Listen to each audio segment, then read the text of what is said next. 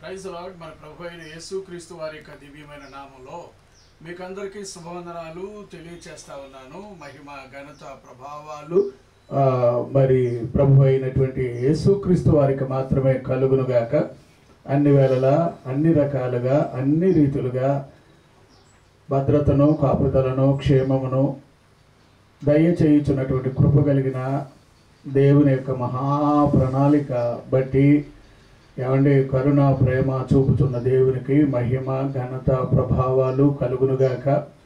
మనకు ఆధారమైన వాడు నరుడు కాదని బైబిల్ గ్రంథంలో ఎంతో స్పష్టంగా మనం చదువుతూ ఉంటాం. ఇశ్రాయేలును కాపాడువాడు కునుకడు నిద్రపోడు అనే వాక్యాల్లో చదువుతున్నాం.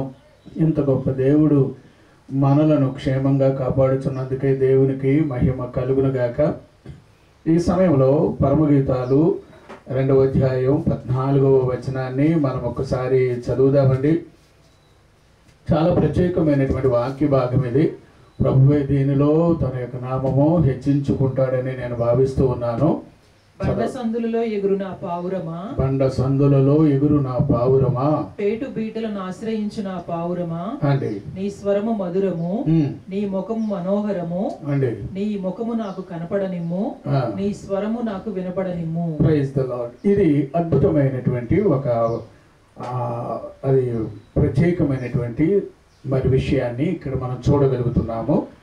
ఇందులో ఈ బండ సందులో ఎగురు నా పావురమా అనే ఆలోచన చాలా అద్భుతంగా కనిపిస్తుంది.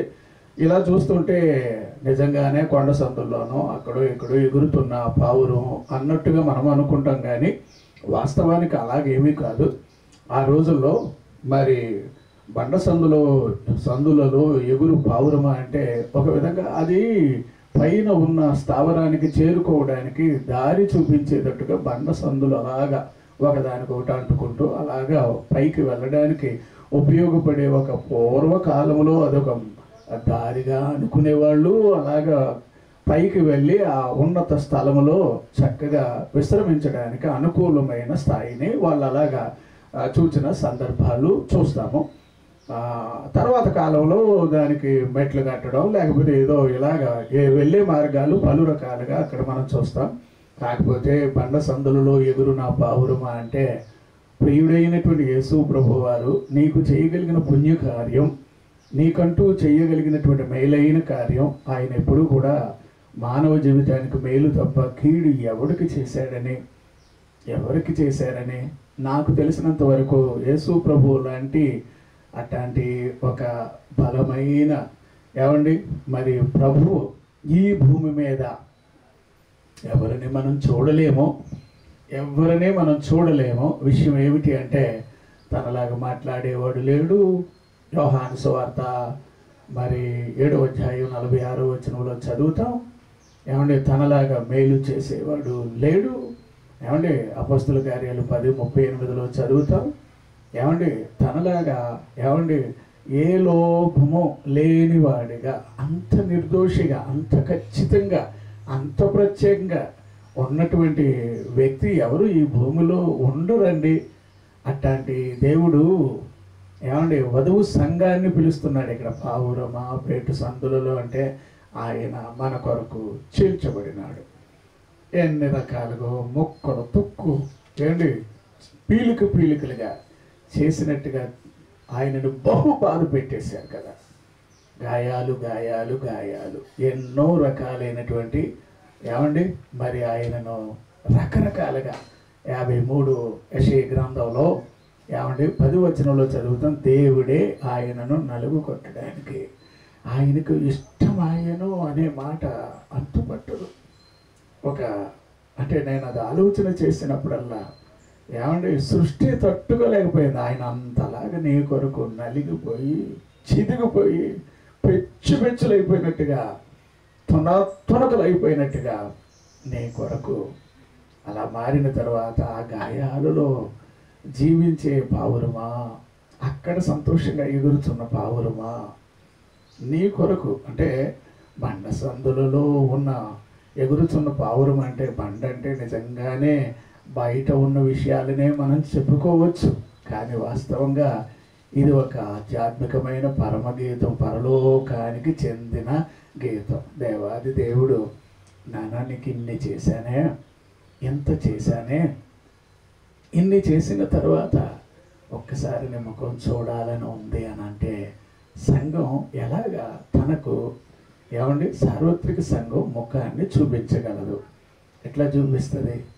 ఆరోగ్యంగా చూపించాలిగా, నవ్వుతూ చూపించాలిగా, సంతోషంగా చూపించాలిగా. ఎంత చేసిన తర్వాత కూడా నీలో ఆ బండ సందులో ఆయన చేసిన పుణ్యకార్యాన్ని తలపెట్టుకొని ఆ మాత్రం నువ్వు తేటగా, స్పష్టంగా, తను ఇష్టపడే స్థాయిలో నువ్వు కనబడకపోతే ఎలాగా? అందుచేతే సంఘం అంటే ఏదో అనుకోకండి, సంఘం మీద ఆయనకి సర్వ హక్కులు ఉంటాయి. సంఘం నాది అని అనడానికి మానవుడికి ఎవ్వడికి ఛానల్ లేదు. సంఘం నాది అని అనడానికి ఆయనకు ఒక్కడికే.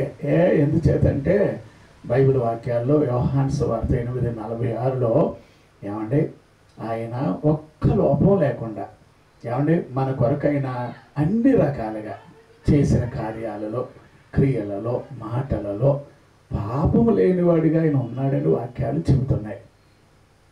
ఆయన తన జీవాన్ని మాట రూపంలో, రక్తంలో అనేక రకాలుగా, నేను ఎప్పుడూ అనుకుంటాను, ప్రాణానికి ప్రాణం చిరిగిపోయి రక్తం జల్లుతూ ఉంటుంటే ఆలోచన చేసుకోవడానికి ఛానల్ లేకుండా బయట రకరకాలుగా ఆయన్ని నిందిస్తూ, హింసిస్తూ, బాధపరుస్తూ, గాయపరుస్తూ ఉంటుంటే అబ్బాబా, ఒక పక్కన దేవాది దేవుడు మానవుల పట్ల చూపే ప్రేమ, అందులో కూడా ఆయన సిలువలో చూపించాల్సి వస్తూ ఉంటే ఆయన కూడానండి త్యాగం అంతా చేశాక ఆ సంఘం అనేది సార్వత్రిక సంఘం, ఈ సంఘానికి ఎవడు అడ్డుపడ్డానికి కుదరదండి.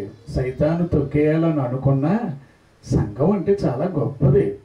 ఏదో ఒక్కసారి రక్షించబడి సంవత్సరం పొడుగున మందిరానికి వెళ్లకుండా, లేదా ఎప్పుడో ఒకసారి ఆదివారం మాత్రం ప్రార్థనకు వెళ్ళి అలాగంటూ ఉండే పెద్ద చర్చ అని అనుకోవడానికి వీలు లేదు. సంఘం ప్రతిరోజు ఆయనలో వేర్లు తన్నుకొని ఆయనలోనే జీవిస్తూ, పుష్పిస్తూ, కాయలు కాస్తూ, ఫలిస్తూ, దీవెనకరంగా, ఆశీర్వాదకరంగా, తన కొరకు సాక్షిగా ప్రజల మధ్యలో నేను నా పేటు సందులలో, నా దేవుని యొక్క పేటు సందులలో ఆయన గాయాలలో నా బ్రతుకు ఇంత ప్రత్యేకంగా అవ్వడానికి కారణం ఆయన ఆయన ఆయన అని చూపేటట్టుగా ఆయన మనకి కనిపిస్తాడు. అందుచేత అయ్యా, బైబిల్ వాక్యాల్లో మనం చదువుతాం, యేసు ప్రభు అంటే ఏమో అని అనుకోవడానికి, ఏదో రకంగా ఆలోచన చేయడానికి వీలు లేదు. ఆయన మనకు అమూల్యమైన వాడని 1 పేతురు 2 పేతురు 1:4 ఆయన మనకు అమూల్యమైన వరములు, అత్యధికమైన వాగ్దానములు అనుగ్రహించిన వాడని మనము దేవుని వాక్యాల్లో చదువుతాం సార్. ఎంతో ప్రత్యేకమైనటువంటి దేవాది దేవుని మనము ప్రభువుగాను, రక్షకునిగాను ఆయనను మనము కలిగి ఉండడం, అది మన జీవితానికి ఎంతో ప్రత్యేకత అని నేను భావిస్తూ ఉన్నాను. బైబిల్ వాక్యాల్లో 1 పేతురు 1:18-19 మనం చదువుతాం. 19వ వచనంలో అమూల్యమైన రక్తము చేత ఆయన రక్తము చేత విమోచించబడిన వారమని వాక్యాల్లో మనం చదువుతాం. ఎన్ని ప్రత్యేకమైన విషయాలు ఉన్నాయి అంటే, నేను అంటున్నాను, ఆయన నీకు చేసిన ప్రతి కార్యాన్ని బట్టి తనకు నువ్వు నిజంగా ఎంతో ప్రత్యేకమైనటువంటి వ్యక్తిగా నువ్వు మారిపోతావని ఆయన మన విషయంలో ఎదురు చూస్తాడు. అందుకే నీ ముఖం ఇప్పుడు చూపిస్తావంటే ఆయన ఏమీ చేయకపోతే అప్పుడు నువ్వు దిగాలుగా ఉండాలి. ఏమీ చేయకపోతే నీ బ్రతుకులో ఎక్కడున్నావు అంటే వేసిన కాడే ఉన్నాను, అనుమానం ఉంటే వచ్చి చూసుకోవచ్చు అన్నట్టుగా కాదు కదా. ప్రభువు నీకు అన్నీ చేశాడు. బైబిల్ వాక్యాల్లో 2 కొరింథీ 8-9 మనం చదువుతూ ఉంటాం. ఆయన మీరు తన దారిద్ర్యము వలన ధనవంతులు కావాలి అని అంటాడు. దుఃఖం పోయేది, బాధ పోయేది, శ్రమ, ఈ బాధలు, కష్టాలు, మానవ జీవితంలో ఎదుగుదలకు అడ్డుగా ఉండే వాటన్నిటినీ పనికి రాకుండా చేసేసినవాడు ప్రాణప్రియుడైన యేసయ్య. బైబిల్ వాక్యాల్లో ఎఫెసీయులకు రాసిన పత్రిక 5వ అధ్యాయం ఏమండి మనం చాలా వివరణగా చదువుతూ ఉంటాం. 25 నుంచి మనం చదివితే కనుక అక్కడ ఆయన మన కొరకు ఏమండి ఎంత ప్రత్యేకమైన కార్యము చేసినాడు అనేది మనం ఆలోచన చేస్తే ఆ 25 నుంచి ఆయన అంటాడు ఏమంటే అటువలే క్రీస్తు కూడా సంఘమును ప్రేమించి అది కలంకమైనను ముడుతైనను అట్టిది మరి ఏదైనను లేక పరిశుద్ధమైనది గాను నిర్దోషమైనది గాను మహిమగల సంఘము గాను ఆయన తన ఎదుట దానిని నిలువబెట్టుకొనవలెనని వాక్యముతో దానిని ఉదక స్థానము చేసి చేత దానిని పవిత్రపరిచి పరిశుద్ధపరచుటకై ఏమంటే దాని కొరకు తన్ను తాను అప్పగించుకున్నాడు. ఎంత జరిగిన తర్వాత నీ ముఖం ఎలా ఉంది చెబుతావా? దేవునికి మహిమ కలుగును గాక. హల్లెలూయా. ఈరోజు మనం ఈ వాక్యములో నుంచి కొన్ని ప్రత్యేకమైన విషయాలు వినాలి. ఎందుకంటే ఆయన మాటల్లో మాధుర్యతను, ఆయన యొక్క ప్రణాళిక, ఆయన ఉద్దేశాలు ఇవి కనుక మనం గుర్తుపడితే కనుక నిలువెల్లా ఆయనకు ఏమండి ఆహ్లాదంగాను ఆనందంగాను సంతోషంగాను మనము ఏమండి ఉండ వీలుందని నేను నమ్ముతాను. ఏమండి ఆయన ఆకాశ మహాకాశాలు పట్టజాలనంత గొప్ప దేవుడని మనం చదువుతాం. ఇంత గొప్ప దేవుడు ఏమండి నరులను తన విడుదలగా చేసుకోవడానికి జగత్పునాది వేయబడక మునిపే ఆయన వేసిన ప్రణాళికను బట్టి నీకంటూ భలే ప్రత్యేకమైన పనులు చేశాడు. గుర్తుపడితే దీవించబడతాం, గుర్తుపడితే ఆశీర్వదించబడతాం. ఏమండి ఈ వాక్యం నీకు నాకు తోడై ఉండునుగాక. ఈరోజు వాక్యంలో నీవు ఆయనకు నీ ముఖము చూపించగలుగుతావా? ఎట్లా చూపించగలుగుతావు? ఒక్కసారైనా నువ్వు ఆలోచన చేయగలుగుతావా? మచ్చైనా ముడితైనా ఏమీ నీ మీద కనబడకూడదని అంతగా ఏమండి రక్తాన్ని దారబోసి ఏమంటే పేటు సందులులాగా ఆయన హస్తాలు అలాగ చాపుకొని నువ్వెంత ప్రశాంతంగానో ఉండాలని ఎదురు చూసిన యేసయ్యకు నువ్వు ఎలా కనిపిస్తావు? నేను ఈరోజు వాక్యం అంతట్లో నీ ముఖం ఆయనకి చూపిస్తావా? ఎట్లాగా ఏ విధంగా చూపించగలుగుతావు? ఏమండి నేను ఇప్పుడు ఒక్కొక్క వచనాన్ని ఇలా చెప్పాలి అనుకుంటున్నాను. బైబిల్ గ్రంథంలో మన జీవితంలో మనమే గనక ఏమండి చేసిన దేవుని కార్యములను గనక గుర్తుపడితే అప్పుడు తన కొరకు మనం ఎలాగైపోతామంటే దాసోహులుగా మారిపోతాం. అంటే జీవితంలో ఇక ఏమీ కూడా ఏమంటే దాపరకం లేకుండా బయటకు ఒకలాగా లోన ఇంకొకలాగా కనిపించే స్థాయి కాకుండా ఆయన కోరుకున్నటువంటి నిర్దోషమైన వధువు సంఘముగా నీవు నేను కనబడాలి. ఎంతో చేశాడండి. వధువు సంఘానికి ఆయన చేసిన పని ఎంతంత కాదండి. మహామహులు లాంటి ప్రవక్తలు, మహా గొప్ప వాళ్ళు, ఆది కాలంలో బ్రతికిన వీళ్ళందరూ కూడా పుణ్యపురుషులుగా ఈ ఘట్టాన్ని చూడాలని పెళ్ళి కూతురునే అంటే ఆమెను ఒక పెళ్ళి కూతురుగా చూడాలని ఆమె యొక్క ఏమండి ముఖ కవలిక అంటే మనిషి ఎప్పుడు కూడా నవ్వడానికి ఒక 14 కండరాలు పనిచేస్తాయని అంటారు. ఏమంటే ముఖం చిట్లించడానికి ఎంత 72 కండరాలు కావాలట. ఏమండి మరి ఎప్పుడు చూసినా ఏమండి మరి ఏమండి కొంచెం కూడా నవ్వంటే నీ ముఖానికి చేతగాని దానిలాగా చేతగాని వాడిలాగా నువ్వు ఉంటే ఆ ఇల్లు ఏమన్నా సంతోషంగా ఉంటుందా? నువ్వు నవ్వుతే కోటి ఆశలతో ఎదురు చూసే ఆ ఇంట్లో పిల్లలు, తల్లిదండ్రులు, లేకపోతే భార్యను చూడాలని భర్తను చూడాలని భార్య, పిల్లలు నవ్వుతూ ఉండాలని తల్లిదండ్రులు, ఏమండి మా పైవారు కూడా సంతోషంగా సుఖంగా ఉండాలని ఇదంతా ఒక ప్రణాళిక. అది యేసుక్రీస్తులో ఉంది. అది వదిలేసి చిట్లించుకునేటట్టుగా చూడడం, చూపులో తేడా రావడం, మాటల్లో తేడా రావడం, అసలు ఇక నవ్వు ఎందుకు ఇచ్చాడు దేవుడు అన్నట్టు, ఏదో నీకు ఇచ్చింది ఆయన తప్పు చేశాడు అన్నట్టుగా అట్లా ఎప్పుడూ అలా చిట్లించుకొని అంత కఠినంగా అంత కోపంగా నువ్వు ఉండడానికి కారణాలు ఏవైనా ఉన్నాయంటారా? అంటే నీకు దేవుడైనా జోగ్గా కనిపిస్తున్నాడా? వేలాకోలంగా కనిపిస్తున్నాడా? నీకు ఆయన నవ్విచ్చి నిన్ను చూసి ఈ మనిషి ఇంతేనండి, ఏమి లేదు గనేటరాయిలాగా ఉంటుంది, నవ్వు అంటూ ఉండదు అతడికి కానీ ఆమెకి కానీ అని ఆయన బాధపడేటట్టుగా నువ్వు కనిపిస్తావా? నేను ఒక్క విషయం అడుగుతున్నాను, నీ ముఖం ఆయనకు చూపించే ఆ ప్రత్యేకత నీకు ఉందా? దేవుని వాక్యాలు ఎంతో కష్టంగాను, ఎంతో ఆలోచనతోనూ, ఎంతో ప్రత్యేకతతోనూ దేవుని బిడ్డలు అయ్యా సేవకుల గురించి మీరు ఎప్పుడైనా గమనించండి. ప్రాణాన్ని త్యాగం చేసే వాళ్ళండి. ఏదో ఊరు కానీ ఊరు వెళ్ళిపోతాడు. ఎందుకయ్యా అంటే దేవుడు చెప్పాడు అంటాడు. ఉద్యోగం వదిలేసుకొని వెళ్తాడు, కుటుంబాన్ని వదులుకొని వెళ్తాడు. త్యాగం మీద త్యాగం. మీరు మిషనరీ చరిత్రలు చదివి చూడండి. వాళ్ళు ఏమండి ఈ దేశానికి వచ్చి కీడు చేయలేదు, కానీ ఈ దేశంలో ఉన్న వాళ్ళకి కీడు చేసుకున్నారు బోల్డ్ మంది ఉన్నారు. కానీ ఎక్కడి నుంచో వచ్చి దేశం కానీ దేశం, ప్రాంతం కానీ ప్రాంతం వచ్చి భాష నేర్చుకుని ఏమండి ఈ దైవీయమైన దేవాది దేవుని యొక్క పుణ్యకార్యాన్ని వివరించడానికి వాళ్ళ కుటుంబాలు త్యాగం చేసిన ప్రతి సేవకులను బట్టి దేవునికి నిండు వందనాలు, మహిమ, ఘనత తనకు చెందాలి. ఎందుకంటే నిన్ను అంతగా ప్రేమించాడు. నీ ఊరు గురించి ఒక రోజు సర్వే జరిగితే ఆ ఊరిలో సేవకులుగా వచ్చిన ప్రతి వారు ఆ గ్రామాన్ని బట్టి, ఆ పట్టణాన్ని బట్టి, ఆ వీధిని బట్టి, ఆ ఏరియాని బట్టి ఉత్తరవాదులుగా వాళ్ళు ఉంటారని నాకు తెలుసు. అందుచేత ప్రాణాన్ని కూడా లెక్క చేయలేదు. ప్రభువే ముఖ్యం. ఈ ప్రాణ ప్రియుని గురించి వివరణ చేయాలి. ఊరంతా దేదీప్యంగా వెలిగిపోవాలి, ప్రకాశంగా ఉండాలి, ఆశ్చర్యంగా సంతోషంగా ఉండాలని ఎంత త్యాగం చేశాడో సిలువలో ఈ దృశ్యాలను వివరించడానికే ఊరు వాడ వదులుకొని, అయినోళ్ళని కానోళ్ళని వదులుకొని సేవ చేసేవారి పాదములు బహు సుందరములని దేవుని వాక్యాలు ఎన్ని రకాలుగా చెబుతున్నాయంటే, అయినను ఈ చివరి దినాల్లో ఏమండి దేవుని సేవకులంటే అవగాహన లేని వాళ్ళు అందరూ సేవకులను నిలువున బాధ పెట్టే వారిని చూస్తున్నాం. ఏమండి సేవకులు అనగానే ఏమండి మీరు ఆలోచన చేయండి.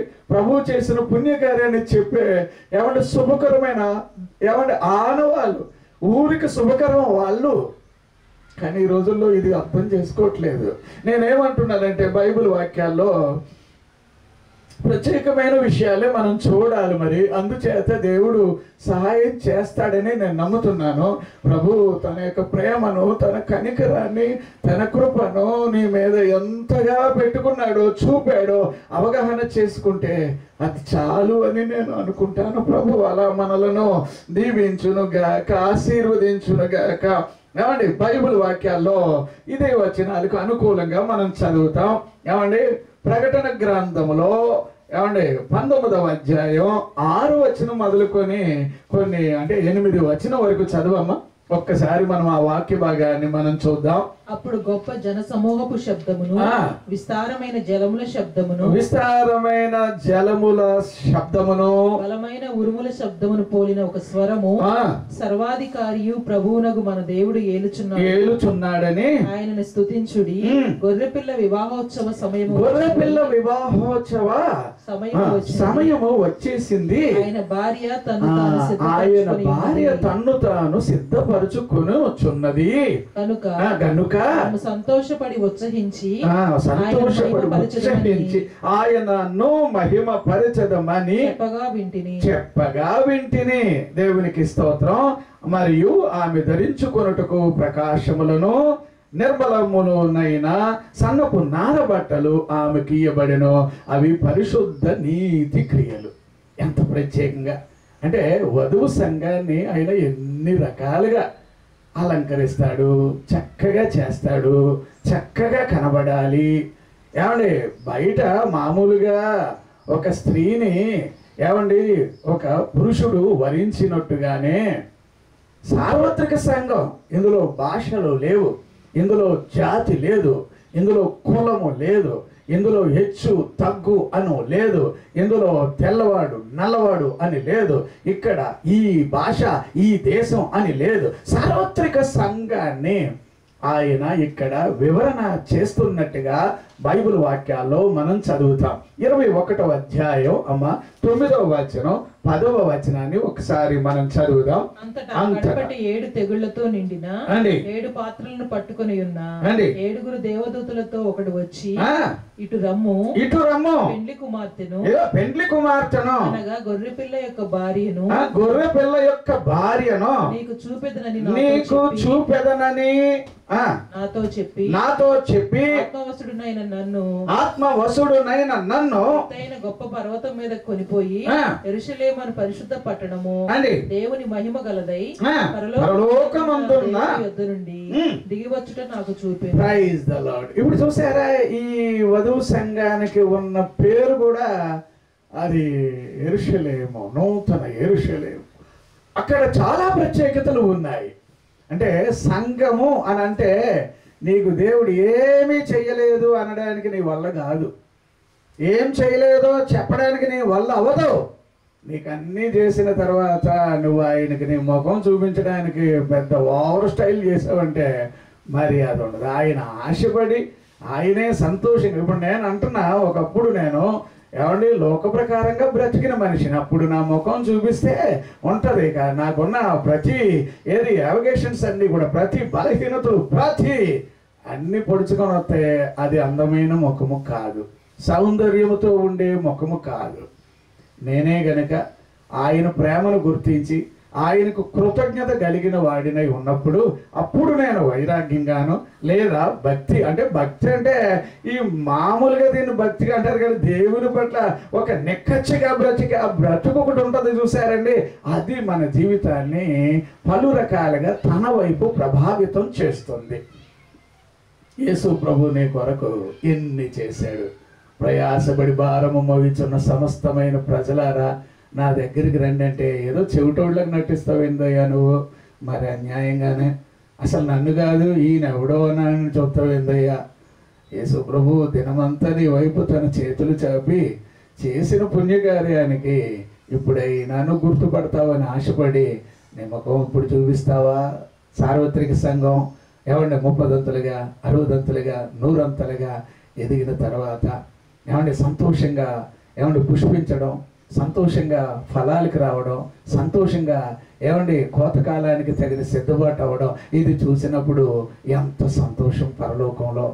అందుకే నేను అంటాను, బైబిల్లో కొన్ని రకాలుగా కొందరు వారి వారి యొక్క ముఖ కవలికను ఎలా చూపించారో 2-3 పాయింట్లు విన్నాక వాక్యంలో కంటిన్యూగా మనం వెళదాం. మొట్టమొదట ఆదికాండంలో మనము 4వ అధ్యాయం ఏమండి 5వ వచనాన్ని 6వ వచనాన్ని మనం చదివితే చూడండి అండి. కయీనును అతని అర్పణను ఆయనను లక్ష్య పెట్టలేదు కాబట్టి కయీనుకు మిక్కిలి కోపం వచ్చి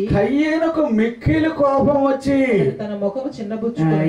ఇది ఏమన్నా మీరు ఆలోచన చేయండి సార్. ఇందులో మనం ఆలోచన చేయాల్సింది, అన్నదమ్ములు ఇద్దరూ దేవునికి సంతోషంగా ఏదో పట్టుకెళ్ళి ఇవ్వాలని వాళ్ళ తల్లిదండ్రుల యొక్క ఆజ్ఞ మేరకు, అది కూడా సంవత్సరానికి ఒకసారో 6 నెలలకు ఒక్కసారో ఏదో వాళ్ళకి కలిగిన ఏమండి మరి చేతికి పంట వచ్చింది, ఆ అటుపక్కన ఆయన సంపాదన గొర్రెల మందులో ఆయన అటాగా కూడా కొన్ని సంపాదించాడు.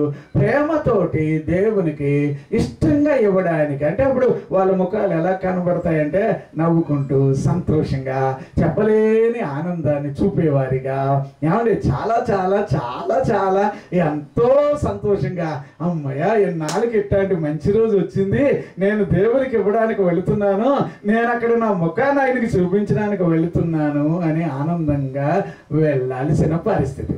విషయం ఏంటంటే వాళ్ళు ఇచ్చేటప్పుడు ఏమండి హృదయంలో ఉన్నది ఒకటి, బయట ఇంకొకలాగా ఉండడం ఇంకొకటి, అట్లాగే జరిగింది. ఇది కయీను అనే అతను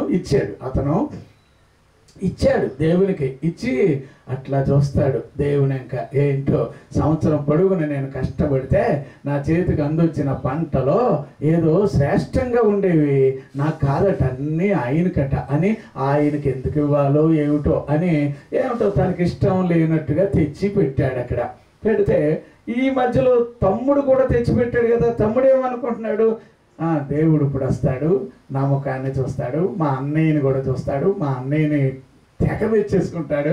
కారణం ఏంటంటే మా అన్నయ్య కూడా చాలా చాలా దేవునికి నచ్చింది ఇవ్వడానికి వచ్చాడు, ఆడు ముఖం వెలిగిపోతుంది చూసుకో, ప్రకాశంగా ఉంటుంది, నేను కూడా అంతే అని అలాగా ఇద్దరు అలాగా దేవుని సన్నిధిలో నిలబడ్డారు.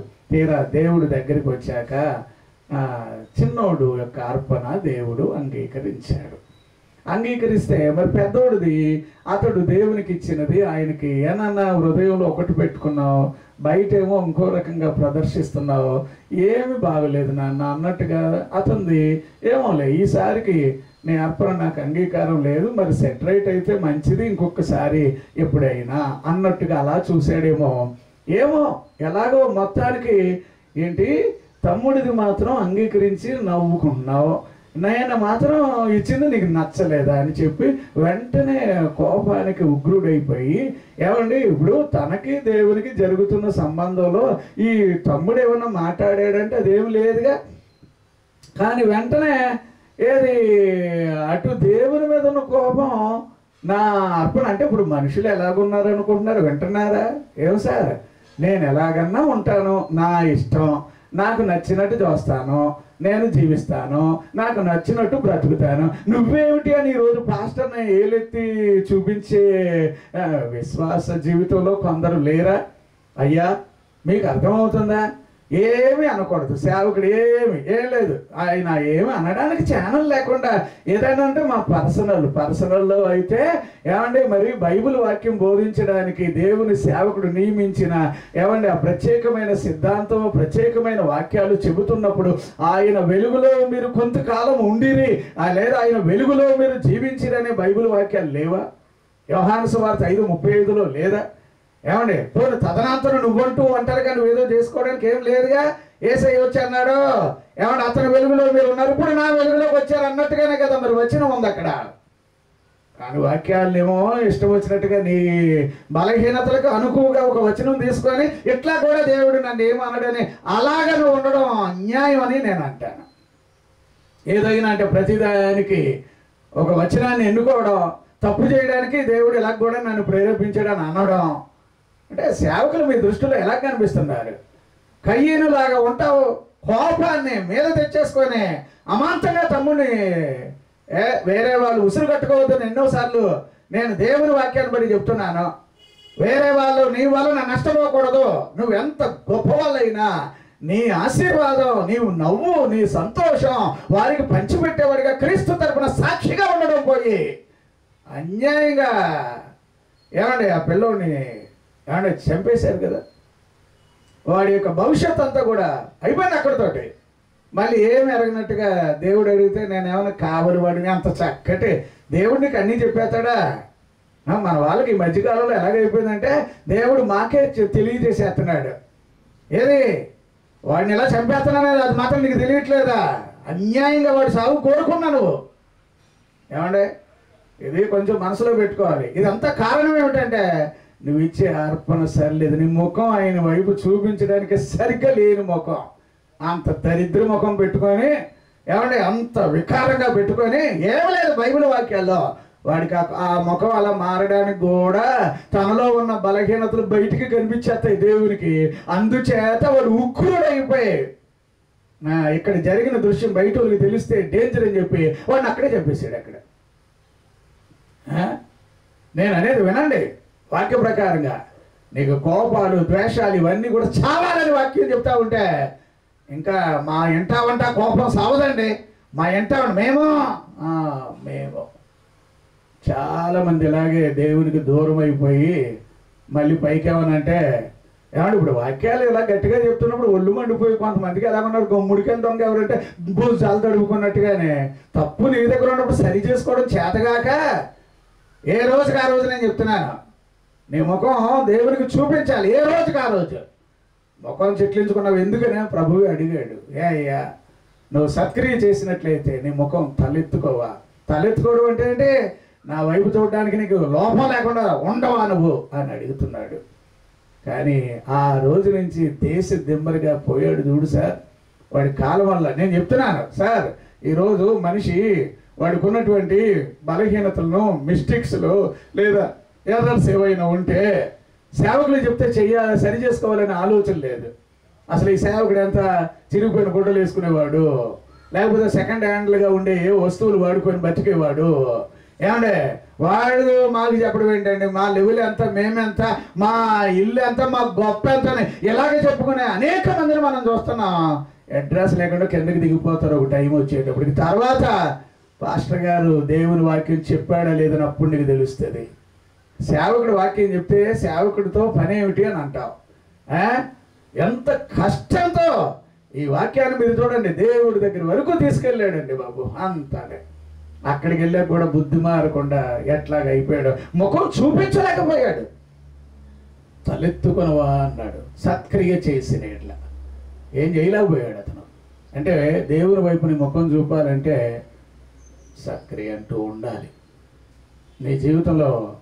ఏమండి, మీ పరిధిలో ఒకటేదో దాచేసుకొని మీ పరిధిలో మాత్రం ఒకటేదో అలాగా ఏమి లేదండి.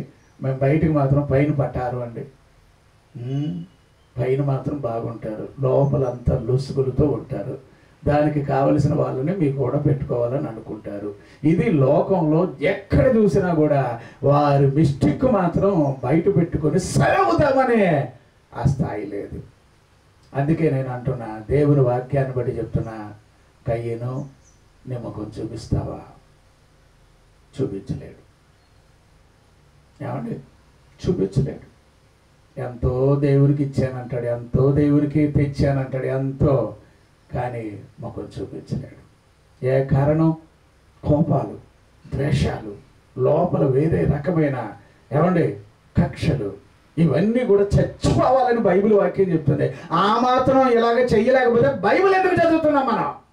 దేవుని బిడ్డలు మనం చెప్పుకుంటున్నామే. అందుకే నేను సమాజం మనలను కాదు ఎదురు చూసేది, మనలో ఉన్న దేవుని యేసు ప్రభుని చూడాలని వాళ్ళు ఎదురు చూస్తున్నారు. సమాజానికి నువ్వు అంటే అవసరమైతే ఓసర వెళ్ళిలాగా మారిపోతాను, నేను కయ్యలాగా అవుతాను అనుకుంటే ఇంకోలాగా ఉంటానంటే నీ ముఖం దేవుడికి చూపాలి అని అడుగుతున్నాడు. ఇక్కడ ఏ విధంగా నువ్వు చూపిస్తావు ఆలోచన చేయి. ఎంతో చక్కటి వాక్య భాగం. ఏమని అంటున్నాడండి? ఎంతో చక్కగా అంటున్నాడు. ఏమండి, ఎంతో చక్కగా ఆయన బండ సందులలో ఎగురు నా పావురమా, పేటు సందుల పేటు బీటులను ఆశ్రయించు నా పావురమా, నీ స్వరము మధురము, నీ ముఖము మనోహరము, నీ ముఖం చూడాలని. బాబా, హృదయం ఎంత పవిత్రంగా ఉందో చెప్పడానికి ముఖమేనండి. సోకులు చెప్తే కాదు, ఏదో బ్యూటీ పార్లర్లకు వెళ్ళి వచ్చేస్తాను చూడండి. పెళ్ళికి ముందు మగాళ్ళు వెళ్తారో ఆడవాళ్ళు వెళ్తారో రకరకాలు, అవి కాదండి. యాక్చువల్లీ హృదయం నిండి ఉండు దానిని బట్టి ఒకని నోరు మాట్లాడుతుంది అని అంటారు. ప్రభువు నిన్ను ఎంత త్యాగం చేశాడు. ఇన్ని సంవత్సరాలు క్రైస్తవుడిగా బ్రతుకుతూ ఎంతకాలం బ్రతికి ఇంటానికాలం పోయి సచ్చే బతుకాయా మనకి? దాని బదులు నేనంటాను, రోషంగా నేను దేవుని కొరకు రోషంగా ఉన్నాననే ప్రభువు కొరకు నిలబడి మనిషిగా రావద్దు. దేవుడి వాక్యాన్ని మన వెనుకడిలో దీవించిన గాక. రెండవది, బైబిల్ వాక్యాల్లో మనం ఇంకొక వ్యక్తి ముఖాన్ని మనం చూద్దాం. బైబిల్ వాక్యాల్లో 31 ఆదికాండం 2వ వచనంలో మనం ఒకసారి ఈ వచనాన్ని మనం చూద్దామండి. ఏమండి, ఈ వచనం కూడా ఒకసారి చదువుదాం. మరియు అతడు లాబాను ముఖము చూచినప్పుడు అది నిన్న మొన్న ఉండినట్టు అతని ఎడల ఉండలేదటండి. ఏమండి, నిన్న మొన్న ఉండినట్టు అంటే అప్పుడు ఎలాగుందో మరి. అప్పుడు ఎలా ఉందంటారు? లాబాను దగ్గరికి యాకోబు ప్రయాణమై వచ్చినప్పుడు, బాబోయ్ నా ఎముకరా బాబు నువ్వు అని ఎంతో సంతోషపడిపోయాడు. నువ్వు భలే అదృష్టవంతుడు. ఇక చూడు అసలు ఏమండే కొన్ని వారాలు కొన్ని నెలలు ఎంత ప్రకాశమైన ముఖం. ఏం లేదు ఏమంటే ఆ పిల్లోడిని చూడగానే ఎంతెంతో సంతోషం, ఎంతెంతో అసలు ఎంత అంటే అంత సంతోషం. ఏమండి, కానీ ఈరోజు లాబాను ముఖం ఇప్పటికి 20 సంవత్సరాలు అయిపోయింది. దగ్గరగా కొలువు చేశాడు, పని చేశాడు, పాలేరులాగా పని చేశాడు. ఏమండి, ఒక ఏది కవులకు తీసుకుని పని చేస్తారు చూడండి, కష్టపడి అలాగా పాడి పంట పెంచాడు, ఎన్నో చేశాడు. కాకపోతే ఇప్పుడు నిన్న మొన్న ఉన్నట్టు లేదట. ఏమండి, ఆ సమయంలో బాగా దిగులైపోయాడు. నేను అంటున్నా చూసారా కొందరు ముఖాలు ఎలాగా వికారం. ఏమండి, చాలా తేడాగా మనం ప్రవర్తనలో సరిగా అన్నప్పుడు నేను అనేది మీకు ఆలోచన అయితే కనుక నీ ముఖం దేవునికి చూపించాలి. ప్రాణప్రియుడైన యేసయ్య నీకు చేసిన పుణ్యకార్యాన్ని తలపోసుకొని ఇంత చేసిన తర్వాత నేను నీకు చెందుతానని చెప్పి దేవుని చేతిలో పడి ప్రభువు కొరకు బ్రతికి ఈ భూమి మీద చక్కగా జీవించి తానుండే చోటకు వెళ్ళేవాడిగా మారాలి. అట్లాంటి స్థాయి నీకు నాకు దేవుడు ఇచ్చునుగాక. నిన్న మొన్నటిలాగా లేదు. ఆ బాధ చూసినప్పుడు వాళ్ళ ఇంట్లో వాళ్ళకి చెబుతున్నాడు, వాళ్ళ పిల్లలకి వాళ్ళ భార్యకి వాళ్ళందరినీ కూర్చోబెట్టి, అమ్మా ఏమంటే ఇన్నాళ్ళగా మీ నాన్నగారి ముఖం నా మీద అలా జాలిగాను దయగాను ప్రేమగాను చూపలేకపోతున్నాడు. ఊవంటే చాలు కసుబుస్సు అంటున్నాడు, ఊవంటే చాలు మీదడిపోతున్నాడు. అల్లుడనే ఆలోచన కూడా పోయింది ఆయనకి. ఏదో ఒక వ్యాపారి దగ్గర పనిచేసే పనివాడిని ఆ వ్యాపారి ఆసామి కేకలేస్తున్నట్టుగా కేకలేస్తున్నాడు. అస్సలు కొంచెం కూడా జాలి లేదు. పోనీ నేనేదైనా మీకు కాదు కదా, మీ గురించి నేను ఒకవేళ మంచి మనిషిగా ఉన్నా ఎంతగానో ముఖ్యం దేవుని విషయంలో నేను జాగ్రత్తగా ఉంటాను కదా, అది కూడా అతను గుర్తించడం లేదు అని నిన్న మొన్నట్లాగా లేదట. ఎంత కఠినంగానో లాభాననే అతని యొక్క జీవితంలో ప్రేమ అనేది ఎప్పటికీ ఉండేది కాదు. ఒక సందర్భం వచ్చింది, ఈ బాధలు పడలేక లేదండి నేను వెళ్ళిపోతున్నాను ఇక్కడి నుంచి అన్నట్టుగా ఏమంటే ఒకవేళ అనుంటే కనుక అప్పుడు మాత్రం ప్రేమ పొడుచుకొచ్చింది అన్నట్టు మాట్లాడతాడు. అదేం ప్రేమ కాదు. అదే కంపెనీల్లో చాలామంది కష్టపడి ఎన్నో సంవత్సరాలు పనిచేస్తే ఆ పని మీద బ్రతికి పెద్దవాళ్ళు అయిన కోటీశ్వరులు ఉంటారు. ఇప్పుడు అలాంటి నమ్మకమైన వాళ్ళు వెళ్ళిపోతే ఇప్పుడు కష్టం అని చెప్పి మీకు అది ఇస్తాము ఇది ఇస్తామని రాయితీలు ప్రకటన చేస్తారు చూడు, అదిగో అట్లాగ వచ్చాడు. అట్లా ఉంటాడు ఈ లాభాను. జాలి లేదు, నిన్న మొన్నట్లాగా లేదు. ఏమ్మా ఒక ఇంట్లో భార్యాభర్తల మధ్యలో ఇలాగే ఉంటే కనుక ఎలా ఉంటుంది? అట్లాగే ఒక సంఘం అనేది ఇది ఏమంటే సార్వత్రిక సంఘం. నువ్వు ఒక్కడవే కాదు కదా, నీలాంటి వేల మంది మందిరానికి వచ్చి వెళతారు. అందరూ మరి దేవునికి నచ్చేటట్టుగా కావాలి కదా. ఈ విషయంలో సేవకుడు ఎంత కష్టపడాలి, అమ్మో ఎన్ని కష్టాలు అన్నీ కూడా పడుతూ దేవుని పరిచర్య చేస్తూ ఉన్నప్పుడు ఏమంటే ఇక్కడ ఈ వ్యక్తి గురించి చదువుతున్నాం. నిన్న మొన్నట్లాగా లేదట. ఆ ముఖంలో కోపాలు వచ్చినాయి, ఆ ముఖంలో ఇప్పుడు పడలేని పరిస్థితులు వచ్చినాయి. చివరికి ఎటు తీసుకెళ్ళిపోతుందో మనకి తెలియదు. ఆలోచన చేయాలి. నేను మళ్ళీ చెప్తున్నాను, బాగా వినండి. నీ ముఖము దేవునికి చూపించాలి. సహోదరుడా సహోదరి, వధువు సంఘంగా పిలువబడుతున్న సార్వత్రిక సంఘమా, నేను ఫలానా చర్చి అని కాదు, దేవుని బిడ్డగా నీ ముఖం దేవునికి చూపించాలంటే ఎలాగా ఆలోచన చేయండి. కొందరు వలన మన ముఖాలు ఎలా దిగాలైపోతున్నాయి. బైబిల్ వాక్యాల్లో ఈ వచనాన్ని మనం చదువుతాం సార్. ఏమండి బైబిల్లో ఇలాంటి కొన్ని భాగాలను మనం చూసినప్పుడు ఇప్పుడు జనరల్గా ఇప్పుడు అభిషాలోము ఉన్నాడు. అభిషాలోము వలన దావీదు ముఖం ఎంత బాధకి వెళ్ళిపోయిందో తెలుసా? ఎలుగెత్తి ఏడ్చారని రాశాడు. ఎంత బాధ కదండి. అభిషాలోము అంటే మనకు తెలుసు, భూమి మీద ఒక అందమైన రూపం కలిగిన వాడు. ఆ పిల్లోడు అంటే దావీదుకి ఎంతో ఇష్టం. కానీ అతని చేష్టలు, అతని పనులు, అతనికి ఉన్న మరి ఏమేమో పట్టుకొచ్చి చివరికి ఏమండే తండ్రి, నేను అంటున్నాను పిల్లల వలన ఈరోజు తల్లిదండ్రుల ముఖాలు వేరుగా మారిపోతున్నాయి. ఇన్నాళ్ళగా ఉండడం లేదు. ఏమన్నంటే మా పిల్లోడు అభిషాలోము అయితే పిల్లోడే, కానీ ఆడు ఎట్టంటోడు అయ్యాడో తెలుసు కదా. అభిషాలోము అంటే దావీదుకి చాలా ఇష్టం, కానీ నిలువెల్లా ఇడిచేసాడండి బాబు. ఈరోజు పిల్లల వలన తల్లిదండ్రుల ముఖాలు మారుతున్నాయి. మర్చిపోకండి అమ్మా. ఏమండి ఇంట్లో అన్నీ చేసినా కూడా దేవునిని గుర్తించలేనటువంటి ఇళ్లలో ఏమండి లాభాను ముఖం ఎలాగ మారిపోయిందో చూశారు కదా. దేవునికి ఇచ్చే విషయంలో నువ్వు ఏదో ఇచ్చానని అనుకుంటున్నావు. ఇచ్చే దాంట్లో నీ హృదయం సరిగ్గా ఇవ్వి. హృదయాన్ని సరిగ్గా ఇచ్చుంటే నీ ముఖం తలెత్తుకోవు. హృదయం ఏమో దూరంగా పెట్టుకుంటావు దేవునికి. బయట మాత్రం గడ్డి మోపుల్లాగా ముదిరిపోయిన బీరకాయలు, ఏమండి బాగా ముదిరిపోయిన ఆనపకాయలు, ఎంత పెద్ద పెద్ద కాయగూరలు, అవన్నీ ఎందుకంటే దేవుడికి ఎత్తాక పైన నీ మనసులో నేను కష్టపడి నేను తినడం పోయి ఈయనకి ఇవ్వడం ఏంటని ఆ ఏడు పౌడు పెట్టుకొని పట్టుకెళ్ళి ఇచ్చాడు. అయ్యో ఏమండే మన ముఖాలు మారిపోవడానికి కారణం ఏమంటే పిల్లలు ఒక్కొక్క సందర్భంలో బహు బాధ పెట్టేస్తున్నారండి. ఆ సమయాల్లో తల్లిదండ్రులకి ప్రాణాపాయం కూడా రావడం మనం చూస్తూ ఉంటాం. ఏమంటే కొందరు ఇలాగను అంటూ ఉంటారు, ఏమని మాకు మిమ్మల్ని కన్నాం కానీ సంతోషం లేదురా, అంత బాధ పెట్టేశారా మీరు అని వేదన పడే తల్లిని చూస్తాం, తండ్రిని చూస్తాం. జాగ్రత్త. ఏమంటే ఇళ్లలో కలివిడిగా ఉండే ఇళ్లలో డబ్బే ముఖ్యమని అనుకున్న లాభాలు లాంటి వాళ్ళ వల్ల ఏమంటే నిన్న మొన్న ఉన్నట్టు లేదట ముఖం. పిల్లలు సంతోషంగా ఉంటే ఓరవలేకపోతున్నాడు. ఏమంటే ఆ ఇంట్లో భార్య భర్తలు వాళ్ళు సరదాగా యాకోబు వాళ్ళ భార్య వాళ్ళు సరదాగా మాట్లాడుకుంటే అడిగి నచ్చడం లేదు. ఏమో రకరకాలు అలాగా ఏం లేదు. వెట్టి చాకరీ చేయించుకోవటానికి మాత్రం అతనికి మనసు ఉంది, కానీ ఇప్పుడు నిన్న మొన్న లాగలేదట. కొంచెం ఒక్క నిమిషం అలా నుంచుంటే ఏంటి అలా నుంచున్నావండి అని, ఎప్పటి నుంచి నుంచున్నావు అన్నట్టుగా అలాగంటాడు, కానీ పని చేయకుండా అలాగే ఎందుకున్నావు అన్నట్టుగా మాట్లాడతాడు, కానీ జాలి ఉండదండి. అందుకే నేను అంటున్నా బైబిల్ వాక్యాల్లో దానియేలు గ్రంథం, దానియేలు గ్రంథం 5వ అధ్యాయం 5వ వచనాన్ని 6వ వచనాన్ని 9వ వచనాన్ని చదివితే అక్కడ ఒక రాజుగారే ఏమంటే ఆయన ముఖం ఎలా ఉంది చదవండి అమ్మా. దానియేలు గ్రంథం 5వ అధ్యాయము 5వ వచనం దగ్గర నుంచి.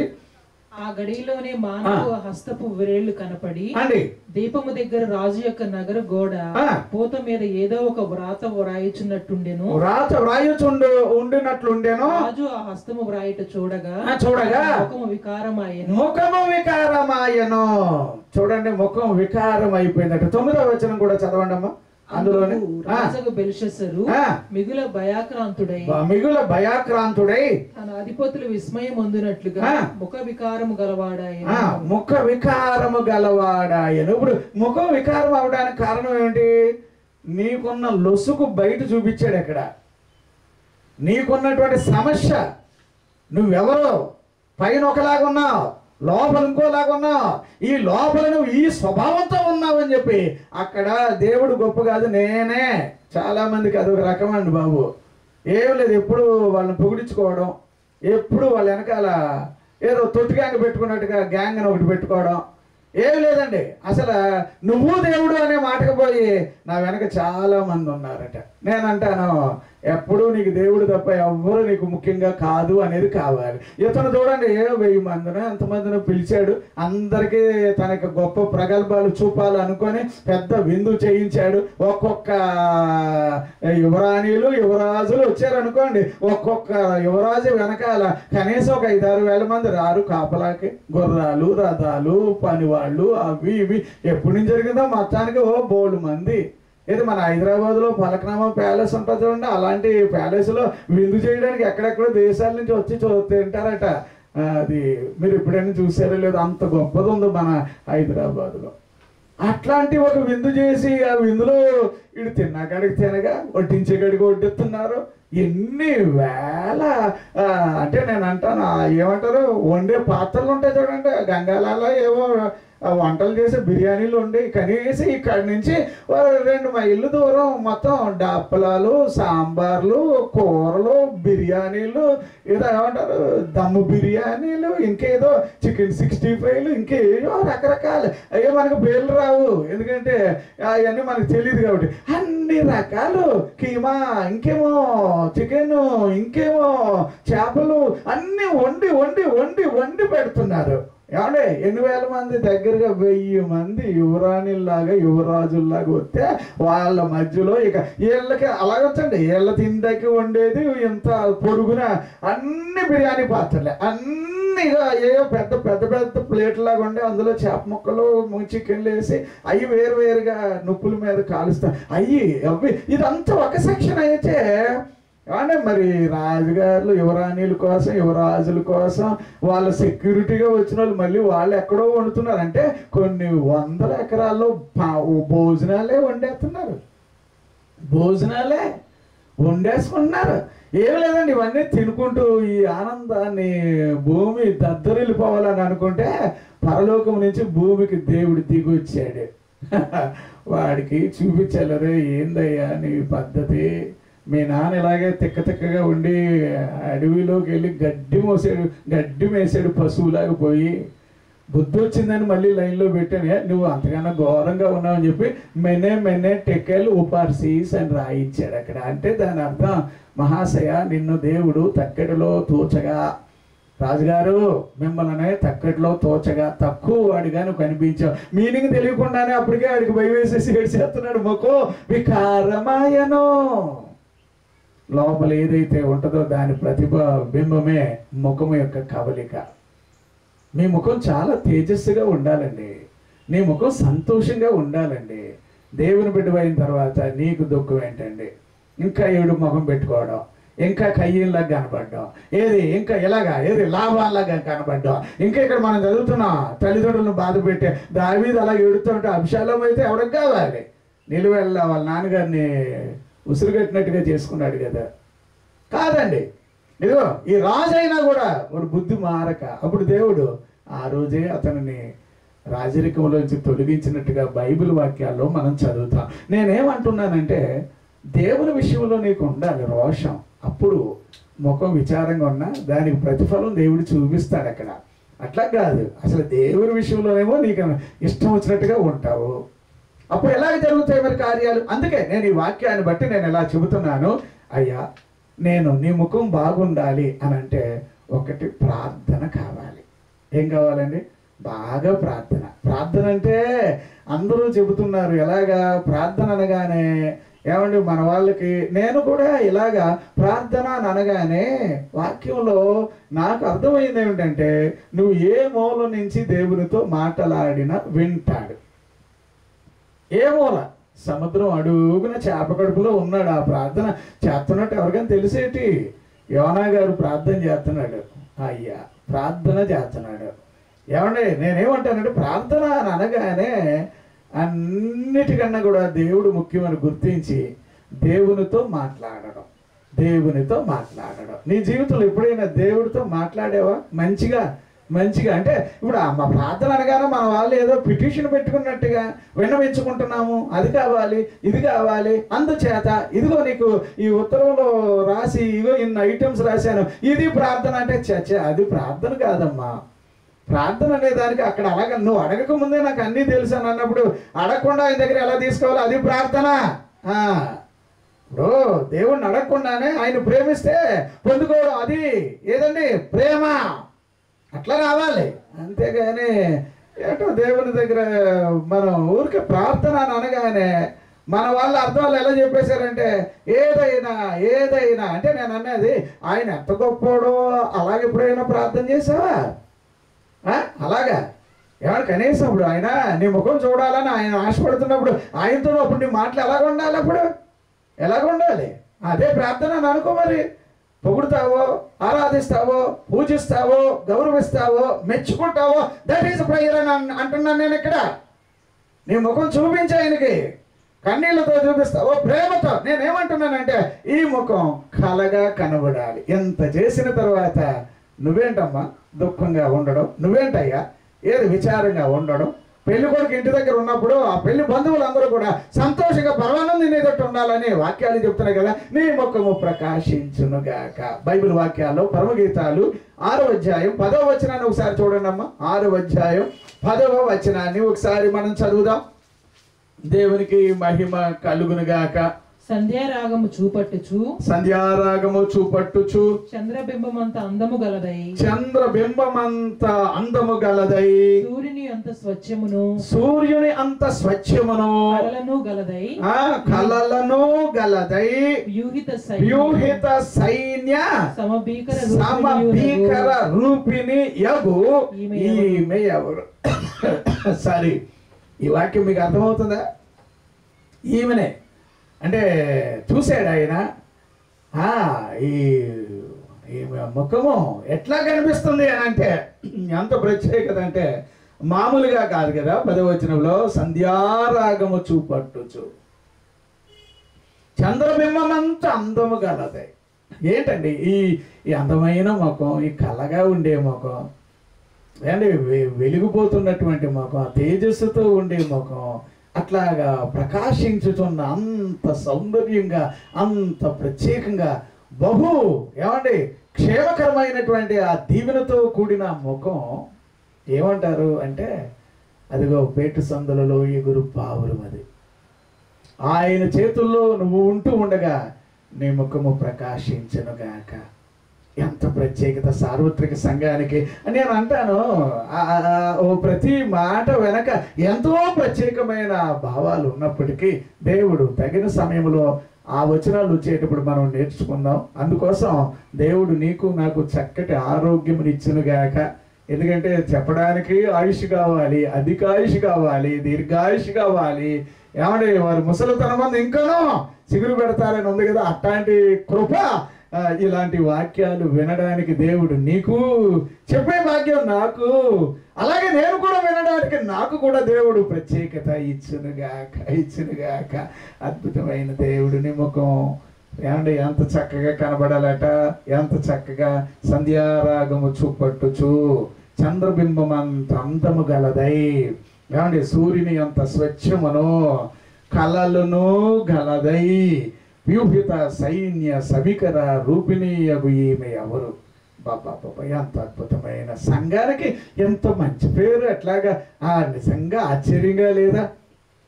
అవును, యేసు ప్రభు ప్రేమంతా అక్కడ సంఘం మీద చూపించాడు. యేసుక్రీస్తు వారి కరుణ కటాక్షము కృప బైబిల్లో రాసేసాడండి. ఎక్కడ అపోస్తుల కార్యాలు 20:28లో తన స్వరక్తము చేత కొన్నాడు. ఆ చేత లోపాలు ఉండకుండా చూసుకుందాం, ముఖం ప్రకాశింపనివ్వండి, కాస్త తేజస్సుగా ఉండండి. ఏమంటే బైబిల్ వాక్యాల్లో నీ ముఖం ప్రకాశంగా ఉండడానికి నువ్వేం చేస్తే బాగుంటుందంటే ప్రార్థన అనగానే అడుక్కునేటట్టు ఉండే ప్రార్థన కాదమ్మా. అంటే జనరల్గా మన వాళ్ళకి అట్లా చేసేసారు, అలాంటి ప్రార్థనలు నేర్పేశారు. అది కాదండి. ప్రియుడితో మాట్లాడేది ఎప్పుడు అడుక్కోవడమేనండి. ప్రియుడు నిన్ను చూసిన వెంటనే అయ్యయ్యో నేను ఇంకా ఇవి ఇవ్వాలి అవి ఇవ్వాలని ఆయన దగ్గర ఉన్న సమస్తము నావన్నీయు నీవి, ఏంటంటే ఆ మాటలు నావన్నీయు నీవి అని అన్నాడంటే, తండ్రి అన్నీ నాయి అని అన్నాడు. ఏమంటే ఇప్పుడు నావన్నీ కూడా మీవి అని అంటున్నాడంటే ఎంత అద్భుతంగా ఉండాలండి. అప్పుడు ఎక్కడ నువ్వు దాపరికం లేకుండా ఉండడమే, అది నీ ముఖం ఆయనకి చూపడం. దేవునికి మహిమ కలుగునుగాక. బైబిల్ గ్రంథంలో ఎలియాజరు అదే అబ్రహాం గారి యొక్క పనివాడు ఒకసారి ఇలాగ ఆలోచన చేశాడు. మా యజమాని అదే ఆయన కుమారుడికి భార్యని తెమ్మంటాడు. అమ్మాయి ఎక్కడ ఉంటుంది ఎలాగా అని చెప్పి, ఏం లేదండి ఆయన, అమ్మో నేను కనుగోవడం కష్టం. ఏమండి ఇప్పుడు భార్య నిజంగా బైబిల్ వాక్యాలు చదివితే ఏమండి ఎన్ని రకాలుగా ఆలోచన చేసినా భార్యను దేవుడు ఇవ్వాలి. ఒక మంచి అమ్మాయి ఒక మంచి వ్యక్తి చేతికి దొరకాలి అంటే, ముత్యములాగా దొరకాలి అంటే ఏమండి అది ఆయన ఇవ్వాలి. అప్పుడు ఇతనికి అర్థమైంది ఏంటంటే, మా యజమాని దేవుని మనిషి కనుక ఆయనకి దేవుడే తోడుగా ఉండి నన్ను పంపించాడు. ఇప్పుడు నేను అంతలాగా భక్తిపరుడు అంటే కాదు, కానీ ఆ దేవుడి మీద నాకు నమ్మకం ఉంది. మా యజమానికి మంచి పనే నేను చేస్తానని అతను ఏం చేశాడు, చిన్న ప్రార్థన చేసుకున్నాడు. ఆ ప్రార్థన పుణ్యమా అంటూ దేవాది దేవుడు ఆ పిల్ల ఎక్కడో ఉంటే ఆమె చక్కనిదే అని బైబిల్లో రాశాడు. ఎక్కడో ఉంటే పరుగులు తీసుకొని వచ్చేసింది. వచ్చి ఆవిడ ఈయన ఎలాగా అనుకున్నాడో ప్రార్థనలో అదే అక్కడ జరగాలన్నట్టుగా అతను అనుకోవడం వల్ల అలాగే చేసింది. అది ప్రార్థనలో నీ ముఖం ప్రకాశంగా ఉంటుంది. దేవునికి స్తోత్రం. చక్కటి ముఖ కవలిక కలిగిన ఆ బిడ్డని చూడగానే దేవుని ఎదుట అలా సాష్టాంగ పడిపోయాడండి. ఆయన పనివాడు, అబ్రహాము పనివాడు సాష్టాంగ పడిపోయి, నా యజమానిని దేవుడు నిజంగా ఇప్పుడు నాకు అర్థమైంది, ఆయన గొప్పవాడని ఎంత చేతులెత్తేసి దండం పెట్టేసేసాడు ఆయనకి. అది మన బైబిల్ వాక్యాల్లో ఆదికాండం 24:12 నుంచి మనం వెళితే కనుక ఈ వచనాలు మనం చూస్తాం. అది మనం మర్చిపోకూడదు. తర్వాత మన ముఖం ఏమంటే నేను ఒక్కటి చెప్తున్నాను, బైబిల్ వాక్యాల్లో ఆయన ప్రేమించి ఆయన మనిషిగా ఉంటే నీ ముఖం ఎప్పుడూ ప్రకాశంగానే ఉంటుంది. మర్చిపోకు. నువ్వు ఆనందంగా ఉండాలి. ఏదైనా సమస్యలు ఉంటే ప్రభు చేతుల్లో పడేసేయండి. నీ చింత యావత్తు నాకు ఇచ్చేసేయండి ఆయనకి. ఆయన మీద పెడితేనే కానీ నువ్వు బీటులో సందులో హాయిగా సంతోషంగా ఎగురులేవు. ఆయనకి ఇచ్చేసేయండి. రెండవది నేను చెప్తున్నాను, నీ జీవితంలో ప్రార్థన అనేది చాలా అవసరం. ప్రార్థన చేయాలి, మంచిగా చేయాలి. అంటే నేను ఒక్కొక్కసారి అలా ఉదయం మొదలెడతాను, వెళ్ళిపోతూ ఉంటుంది. అలాగా అవర్స్ టుగెదరు ఎట్లాగే టైం ఎలాగ అయిపోతుందంటే అయిపోతుంది. టయానికి భయం వేసి అది ముగిసుకుంటుంది. కానీ ఒక్కొక్కసారి రాత్రి అంతా దేవుడితో మాట్లాడుకుంటాం. ఏమంటే ఒక్కొక్కసారి ఆయన ఇచ్చిన గ్రంథం ఉంది, పరిశుద్ధ గ్రంథం, అది చదువుతూ ఉంటే రోజు కాదు కదా, ఏంది ఇన్ని సంవత్సరాలు చదువుతున్నా ఇంకా చదవాలని అనిపించే అన్ని రహస్యాలతో మనకెందుకు ఇచ్చేసాడు ఈ బైబిల్. దేవునికి స్తోత్రం. అంచేత ప్రార్థన చేయి నాయన. అమ్మ మన ముఖాలు ప్రకాశించాలి లజ్జింపగా. బైబిల్ వాక్యాల్లో యాకోబుతోటి దేవుడు మాట ఏమన్నాడు ఏమంటే 29, 22 యెషయా గ్రంథానికి వెళితే ఇక మీదట యాకోబు ముఖము లజ్జింపక ఏమండి అతని ముఖం సిగ్గుపలు కాక ఉండాలి అని అన్నాడు. అంచేత చదువుతారమ్మా ఆ వచనాన్ని 29, 22 యెషయా గ్రంథం. అందుచేతను అబ్రహామును విమోచించిన యెహోవా యాకోబు కుటుంబమును గూర్చి ఇలాగు సెలవిచ్చుచున్నాడు. ఇక మీదట యాకోబు సిగ్గుపడడు. ఇక మీదట యాకోబు సిగ్గుపడడు. మీదట అతని ముఖము తెల్లబారదు. అంటే ఏంటి? ఆలోచన చేయండి. దేవుడు నీ తరపున ఉన్నాడు, అది మనసులో పెట్టుకో. దేవుడు నీకు మేలైన కార్యమా. ఇంతకాలం దేవునితో నడిచావు, ఇంతకాలం దేవుని దగ్గర బ్రతికావు, ఇంతకాలం దేవుని బిడ్డవు అని ఏది నేను 1 సంవత్సరం 2 సంవత్సరాలు అదే చాలా ఏమంటే దీవెనకరంగా ఉండి ఇంకా దేవుని సన్నిధిలో బ్రతుకుతున్న అనేక మంది సంవత్సరాలు ఆయన యందు ఏ చెడుతనము లేదని చెప్పే అలాంటి పరిస్థితిలో ఉన్న నీ ముఖమే ప్రకాశించాలి. అయ్యా నీ ముఖం ప్రకాశించాలి. చిన్న కుటుంబం అని అనుకోవద్దు బాబు. ఏమండి మీరు మీ కుటుంబంలో దేవుని వైపు ప్రకాశించే వారిగా కావాలి. దేవునికి మహిమ కలుగును గాక. బైబిల్ గ్రంథంలో ప్రసంగి 8:1 వచనాన్ని ఒకసారి మనం చదువుదాం. ప్రసంగి ఏమండి 8:1 వచనాన్ని మనం చదువుదాం. జ్ఞానులతో సములైన వారు ఎవరు? జరుగువాటి భావమును ఎరిగిన వారు ఎవరు? మనుషుల జ్ఞానము వారి ముఖమునకు తేజస్సును. నేను అంటున్నాను, దైవ జ్ఞానం ఎప్పుడైతే నీకుందో నువ్వు ప్రకాశిస్తావు. బాగా గుర్తుపెట్టావా బాబు? అయ్యగారు ఏమండి అందరికీ నేను చెప్తున్నాను, లోకంలో ఉండే జ్ఞానం అని నేను అన్నా. ఏమండి దేవుని జ్ఞానం అంటూ ఒకటి ఉందని ఆ రోజుల్లోనే మనం అదే మత్తయి సువార్త 2వ అధ్యాయంలో తూర్పు దేశస్తులు ఏమండి వాళ్ళు దేవుని యొక్క యేసు ప్రభు వారిని చూచి వాళ్ళు లోకంలో అటు నుంచి ప్రయాణమై యేసు ప్రభు దగ్గరికి వచ్చారు. యేసు ప్రభు ఎవరు అనుకుంటున్నారు? ఏమండి జ్ఞానానికి ఆయనే మూలం. దేవునికి మహిమ కలుగును గాక. మీరు కావాలి అని అన్నప్పుడు 1:31 చదువుతాం. ఏది మనం కొరింథీయులకు రాసిన పత్రిక. అక్కడ మనం చూసినట్లయితే ఎంతో ప్రత్యేకంగా మనం ఈ వాక్య భాగాలను మనం చూడగలుగుతున్నాము అని అంటే ఆ 1 కొరింథీ 1:31లో ఏమంటే ఆయన మనకు జ్ఞానమును నీతియు పరిశుద్ధతయు విమోచనము అనే మాట చదువుతాం. బైబిల్ వాక్యాల్లో మార్కు సువార్త 6వ అధ్యాయం 2వ వచనంలో చదువుతాం. ఏమంటే ఆయన వర్ణింపలేనటువంటి ప్రత్యేకమైన జ్ఞానము గలవాడని. ఏమంటే కొలసీలకు రాసిన పత్రికలో చదివితే బుద్ధి జ్ఞానములు సర్వ సంపదలు నిలయం ఆయన అని మనం వచనాల్లో చదువుతాం. పైనుండి వచ్చిన జ్ఞానంలో నువ్వు ఉంటే నీ ముఖం ప్రకాశిస్తుంది. దేవునికి మహిమ కలుగును గాక. యాకోబు పత్రిక 3వ అధ్యాయం 17వ వచనంలో మనం చదువుతాం. ఏమంటే నేనేమంటున్నానంటే దైవ జ్ఞానం అంటూ మనలో ఉండాలి, అప్పుడు నీ ముఖం ప్రకాశిస్తుంది. ఇప్పుడు నేను అంటాను, ఈ బైబిల్ గ్రంథం నీ లోపల ఉండనివ్వండి, ఇదే బైబిల్ గ్రంథం నీ లోపల ఉండనివ్వండి. ఈ బైబిల్ వలన నువ్వు ప్రకాశించాలి. ఆయన ఇచ్చిన దివ్యమైన నామమును బట్టి నువ్వు ప్రకాశించాలి. ఆయన ఇచ్చిన దివ్యమైన మందిరమును బట్టి నువ్వు ప్రకాశించాలి. ఇండివిజువల్గా నువ్వు ప్రకాశించాలి, సార్వత్రిక సంఘముగా కూడా నువ్వు ప్రకాశించాలి. దేవుని యొక్క వాక్యాన్ని బహుగా మనము ఏమంటే ఆశీర్వాదకరంగా ఆలోచన చేద్దుముగాక.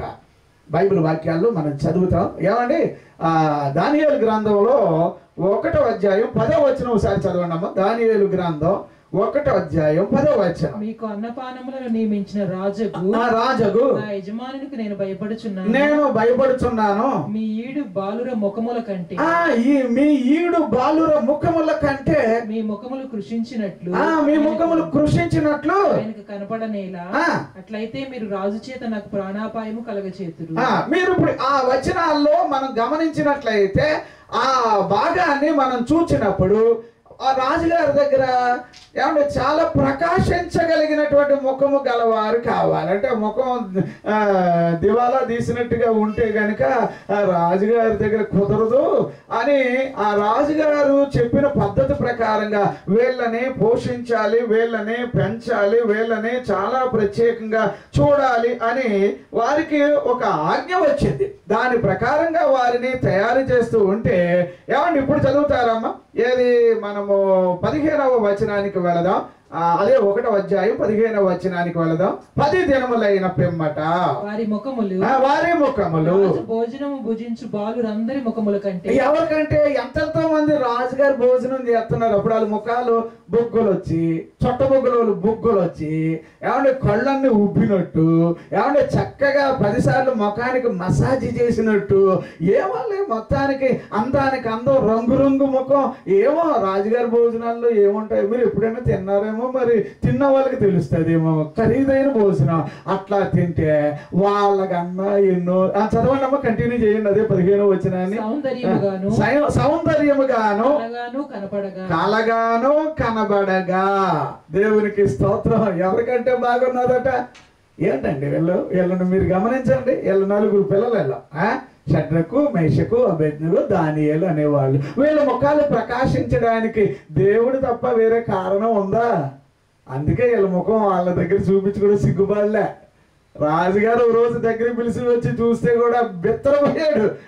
వీరు దేవుడు పూజార్హుడు అని అన్నాడు. దేవునికి స్తోత్రం, హల్లెలూయా. అందుచేత నేను అంటాను, మన ముఖాలు ప్రకాశించేటట్టుగా కావాలి, మన ముఖాలు ప్రకాశించేటట్టుగా ఉండాలి అని వాక్యాలను బట్టి మనం చదువుతున్నాం. దేవునికి మహిమ కలుగును గాక. నేను ఈ వాక్యాన్ని ముగించడానికి ఒక చిన్న వచనం బైబిల్ వాక్యాల్లో. ఇప్పుడు దేవుడు మనలను, అంటే మన ముఖము ఎలాగుండాలి, ఆయనకి ఎలా చూపిస్తాం? ఫర్ ఎగ్జాంపుల్గా మన జీవితంలో చావు కల పోయి జీవపు కళ రావాలి మన ముఖంలో. అది ఎలాగా? ఇప్పుడు లాజరు చచ్చిపోయాడని అందరికీ తెలుసు. 1 రోజు కాదు, 2 కాదు, 4 రోజులు అయిపోయింది. అంచేత యేసయ్య 4 రోజులైన తర్వాత వచ్చారు. అక్కడికి వస్తే వాళ్ళందరూ ఏడుస్తున్నారు. యేసయ్య కూడా లాజరు గురించి ఆయన కన్నీళ్లు తెచ్చుకున్నాడు. తీరా అమ్మా ఎక్కడ అమ్మా అంటే, ఇంకెక్కడ, సమాధి దగ్గర పెట్టేసామయ్యా, కంపు కొట్టేస్తాడు, ఇప్పుడు వద్దు, మనం వెళ్ళొద్దు అని అంటే, అక్కడ చూడండి. అంటే అప్పుడు యేసయ్య ఆయన మాటలు, ఆయన ప్రత్యేకత, ఆయన ప్రణాళిక, ఆయన ఉద్దేశాలు ఓ మనిషిని కనుక అలాగా తాకితే ఆ మనిషి జీవితంలో చావు కల పోయి జీవము కల రావాలి. అది బైబిల్ వాక్యాలు. ఆ సమాధి దగ్గరికి వెళ్ళారు, రాయి తీయించారు. లాజరు బయటికి రా అని పిలవగానే లాజరు వచ్చాడు. ఏమండి, వాళ్ళకి అనుమానం వచ్చి లాజరైనా కాదని తల వెంట్రుకలు పట్టుకున్నారు. ఏమండి, ఇంకా ఆయన వెంట్రుకలు శరీరాన్ని అట్ట ఇట్టగా తాకి చూచారు. డౌట్ రాలేదు, లాజరే. అంటే నేను అంటాను, మన జీవితంలో జీవపు కళ ఇచ్చేది ఆయన. అందుచేత పేటు సందులలో ఎదురు పావురమా, నీ ముఖం నాకు చూపిస్తావా? ఎట్లా చూపిస్తారు? ఇప్పుడు జ్ఞానంతో ఉంటారా? ఏమండి, ప్రార్థనతో ఉంటారా? బైబిల్ గ్రంథం చదివిన వారిగా కనిపిస్తారా? మందిరానికి ఆయాసకరంగా ఉండకుండా మందిరానికి దీవెనకరంగా ఉండేవారిగా కనిపిస్తారా? ఏమండి, బైబిల్ వాక్యాలను బట్టి నేను చెప్తున్నాను. మందిరం అనగా ఈ చివరి దినాల్లో నువ్వు ఒకవేళ నీ ముఖం ఏమాత్రం కొంచెం బాధగా ఉందంటే, మందిరంలో విశ్వాసుల కోసం, మందిరంలో ఇంకా వాళ్ళు వీళ్ళు రావాలని చెప్పి, మందిరంలో ఇంకా వాళ్ళు వీళ్ళు చక్కగా కట్టబడాలని చెప్పి, అందుకోసం మన ముఖం కష్టానికి ఒకవేళ ఏమండి బాధకరంగా ఉన్నా, అది కూడా అలాగే మన బైబిల్ వాక్యాల్లో నెహెమ్యా గ్రంథంలో 2వ అధ్యాయం 2వ వచనంలో మనం చదువుతాం. ఏమండి, రాజు ముందే ఆయన మందిరం గురించినటువంటి ఒక బాధ ఆయనలో ఉండడం వల్ల రాజుగారితో చెబితే, ఏమండి అప్పుడు నిజంగా నెహెమ్యా ఎలా ఉండాలో అలాగా రాజుగారి ద్వారా అతని ముఖం ప్రత్యేకంగా మారిపోయింది. దేవునికి స్తోత్రం. బైబిల్ గ్రంథంలో హిజ్కియా అని ఒక రాజు ఉంటాడు కదా, ఏమంటే అతని ముఖం ఎలా ఉండేదో తెలుసా మీరు? ఏమంటే దేవుడే వచ్చి ప్రవక్త ద్వారా విషయం చెప్పాడు, ఇక నీ టైం అయిపోయింది, సిద్ధపడాలి అంటే, చావుకి అయిపోయావు, అన్నీ చెప్పుకోవలసింది చెప్పుకో, చేయాల్సింది చేసేసే, ముగించేసే, ఇక అయిపోయింది నీకు అని అంటే, ఆయన గోడ వైపు వెళ్ళి తన ముఖాన్ని అలాగా దేవుని వైపు చూపుకొని ప్రార్థన చేశాడట. అంటే నేనంటాను, అక్కడ మీరు గమనించగలిగితే చావు కలపోయి దేవుడు వెంటనే 15 సంవత్సరాలు ఇచ్చేసాడు అక్కడ. దేవునికి స్తోత్రం. అబ్బా, ఎంత అద్భుతం అండి, ఎంత అద్భుతం అండి. నేనంటాను, నీ ముఖం ప్రకాశించునుగాక. ఏమండి, ముఖము మనం సామెతల గ్రంథం 15లో చదువుతాం ఇలాంటి. అయితే నేను అంటున్నాను, నువ్వెప్పుడు కూడా ప్రకాశంగా తేజస్సుగా ఉండడానికి ప్రభు సన్నిధిలో ఏమండి దేవుని బిడ్డగా ఏమండి కనబడాలి. నీ ముఖం తప్పకుండా దాచుకుంటే కాదు, చూపించాలి. ఏ ఏ విషయాల్లో తేడా ఉన్నామో సరి చేసుకుందాం. ప్రభు మనల్ని సరి చేయనుగాక. కొన్ని సందర్భాల్లో ఏమండి సన్హెరీబ్ అని ఒక అతను ఉన్నాడు, తెలుసు కదా మీకు. అతను ఏమండి యూదా రాజు అయినటువంటి ఏమండి మరి హిజ్కియా మీదకి అతడు ఒకసారి దండెత్తి రకరకాలుగా మాట్లాడేస్తున్నాడు. మీ దేవుడు ఏం చేస్తాడయ్యా, అసలు మీ రాజుగారు అంతలాగా మిమ్మల్ని అందరినీ దేవుడి వైపు నడిపించడం ఏంటంటే రకరకాలుగా బాధపడిపోతూ ఉంటాడు. చివరికి హిజ్కియా దేవుని దగ్గర మొదలు పెడతాడు. బైబిల్ వాక్యాల్లో 32 అది మనం 2వ దినవృత్తాంతాలు 21లో చదువుతాం. 9వ వచనాన్ని కూడా కాస్త దగ్గర పెట్టుకుంటే అలాంటి సమయంలో అతడు ఎంతో మందితో యుద్ధానికి వచ్చేస్తాడు కానండి చివరికి అతని ముఖము పనికిరానోడు ముఖంలాగా ఏమంటే వెళ్ళి వెనక్కి వెళ్ళిపోయాడు. ఏది సన్హెరీబు అంటే దేవునికి వ్యతిరేకంగా మన ముఖం ఏమంటే దీవెనకరంగా కనబడదు. ఇప్పటికే నేను చెప్తున్నాను ఏమంటే సార్వత్రిక సంఘముగా ఉన్న నీవు నీ ముఖాన్ని దేవునికి చూపించాలి. దేవుడు ఈ వాక్యాన్ని దీవించునుగాక, ఆశీర్వదించునుగాక. ఏమండి మన విషయంలో ప్రభు గొప్ప కార్యములు చేయునుగాక. బలమైన రీతిలో ఈరోజు ఏమండి మన ముఖం సంతోషంగా ఉండాలని కోరుకుందాం, అందముగా ఉండాలని కోరుకుందాం, ఆరోగ్యంగా ఉండాలని కోరుకుందాం, సౌందర్యంగా ఉండాలని కోరుకుందాం, ప్రకాశవంతముగా ఉండాలని కోరుకుందాం. ప్రభు నీ ముఖమునకు నవ్వించునుగాక, నీ ముఖమునకు సంతోషం ఇచ్చునుగాక, నీ ముఖము హర్షించునుగాక, నీ ముఖము ఉల్లసించునుగాక, ఉత్సహించునుగాక. దేవుని విషయంలో పరిశుద్ధాత్మ బలముతో వారు సంతోషముగా ఉండేవారిగా కనిపెద్దాం. దేవుడి వాక్యాన్ని మన వెనుకడిలో దీవించునుగాక. చిన్న ప్రార్థన చేసుకుందాం. పరిశుద్ధుడైనటువంటి మా మంచి ప్రభువా, నిత్యము నిత్యము నీ నామం మహిమపరచబడునుగాక. మా ముఖం చూడాలని అంత ఆశపడ్డావయ్యా. ఎన్ని రకాలుగాను మాకు చేసిన కార్యాలను చేసి దగ్గర నుంచో ఇప్పుడు ఏం చేస్తాడో చూద్దామన్నట్టుగా అట్లాగా నీ ముఖం చూపిస్తావా అని అంటే ఎన్నాళ్ళలాగే దిగాలుగా ఉంటావా, ఇంతకు ముందులాగే బాధకరంగా ఉంటావా, నా చేతుల్లోకి వచ్చాక నా గాయాల్లోకి వచ్చాక నేను చేసిన పుణ్యకార్యాలు అనుభవించిన తర్వాత కూడా ఏంటమ్మా నువ్వు ఎలాగా అని అడిగేటట్టుగాను, ఇంకొక రకంగా అమ్మయ్య నువ్వు నీ ముఖం ఈరోజు నవ్వుతూ ఉండడానికి, సంతోషంగా ఉండడానికి, నేను చేసిన కార్యమే కదా అని చెప్పి సంతోషించడానిక ప్రభు ఎలాగైనా నీ ముఖం చూడాలని అనుకుంటున్నాడు. నీ ముఖం ఆయనకు చూపించి ఆయన సంతోషపరుస్తావని సార్వత్రిక సంఘము మచ్చముడత డాగు కలంకం అట్లాంటిది ఏదీ లేకుండా తాను కోరుకునేటట్టుగా కనబడేటట్టుగా ప్రభు చేసి తన కొరకు నిలుపుతాడని యేసు దివ్యమైన నామములో వినయపూర్వకంగా అడుగుచు ప్రార్థన చేయుచున్నాము తండ్రి. ఆమేన్. దేవుడు ఈ వాక్యాన్ని దీవించునుగాక. మీకు ఈ వాక్యం నచ్చితే ఇతరులకు మీరు తెలియచేయండి. కొందరినైనను అగ్నిలో నుండి లాగి దేవుని వైపు మళ్లించగలిగిన ఆ మనిషి నువ్వే అని తెలుసుకొని ప్రభు కొరకు జీవిద్దాం. దేవుడు మనల్ని ఆశీర్వదించునుగాక. Amen. Praise the lord. Praise